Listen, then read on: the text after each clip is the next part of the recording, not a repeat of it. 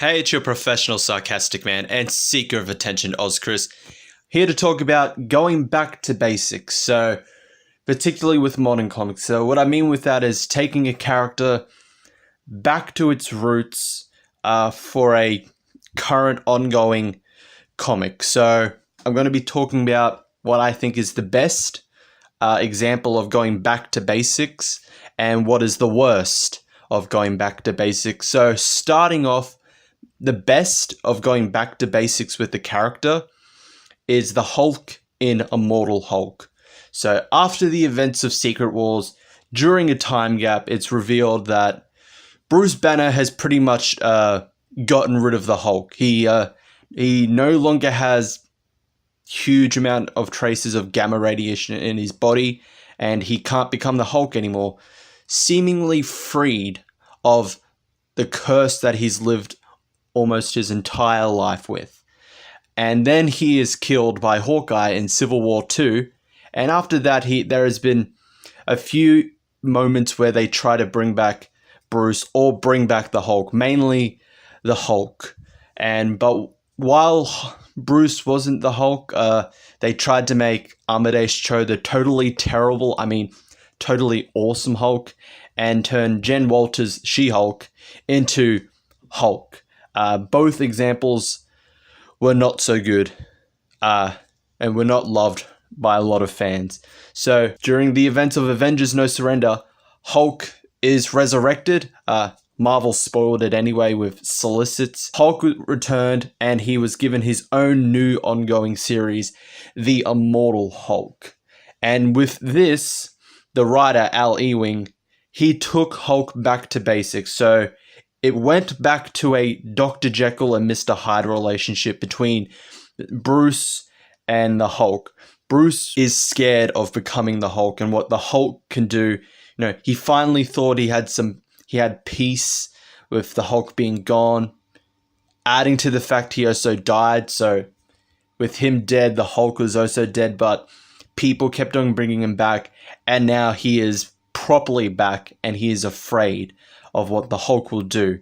And also going back to kind of a horror comic, that's what Immortal Hulk has been so far, a horror comic, almost kind of similar to how Lee and Kirby first brought in the Incredible Hulk. It was pretty much a horror. A man becomes a monster and he tries everything in his power to make sure that doesn't happen, and it always seems to fail. So I would say that's the best, because even though the Hulk is back, nobody stays permanently dead in a comic. They went back to the roots with the Hulk, reaffirming the whole obvious Dr. Jekyll and Mr. Hyde relationship, personalities between the two characters of Bruce and the Hulk, and it worked extremely well. Immortal Hulk is a great series, especially that first arc really, really shows it, of going back to the roots of what made the character.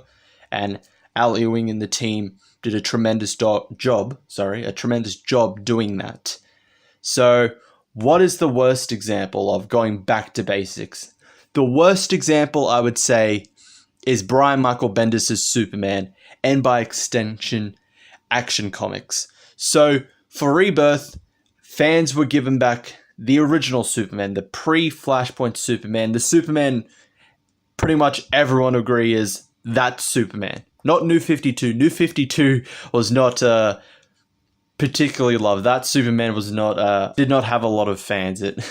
But now the Superman was back, and we saw a new side to him. He is now not only a husband, he is also a father. He's raising his son John, who had just discovered his abilities. So we had this nice family aspect.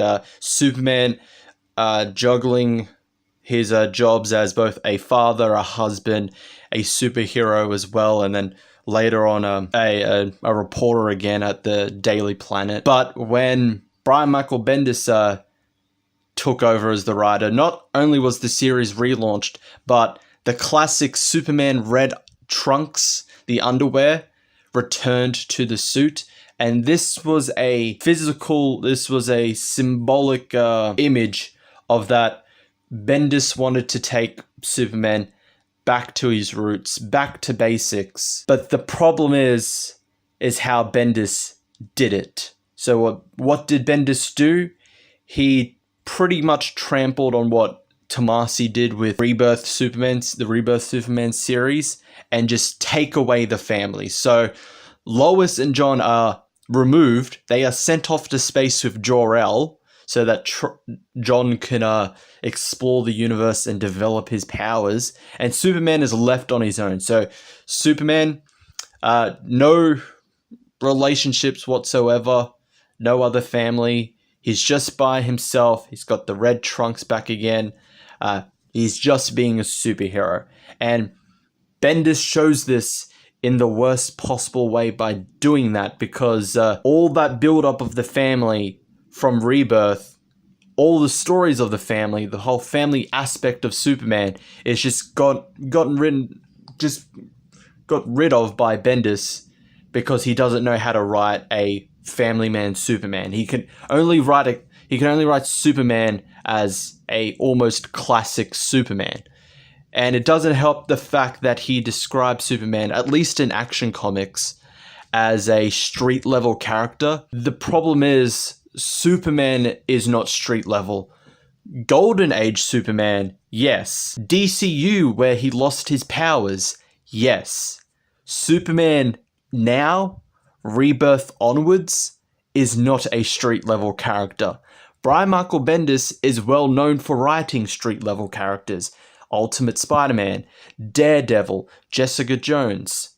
That's kind of his staple, street level characters. So the fact that he had to take Superman and put him back to his roots as a street level character showed that he couldn't write Superman as he is. He had to downgrade him back to his roots. The overall flaw with that is that Superman has evolved so much from his street level days that he can't really be street level unless you take his powers away or you greatly suppress a majority of them, as shown with the DCU Superman and Action Comics series, where New 52 Superman lost his powers for like 9/10 of like both series before getting them back, and he ended up dying later on anyway.